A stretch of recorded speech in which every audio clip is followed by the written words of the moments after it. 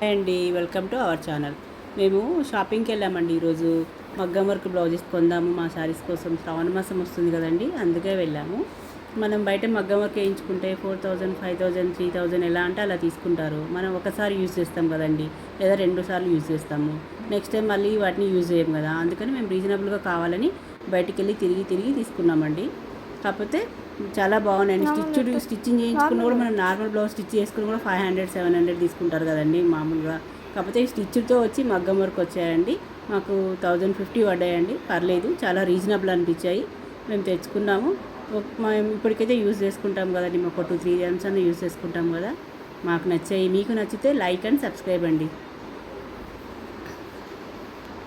మామూలుగా వచ్చేసింది.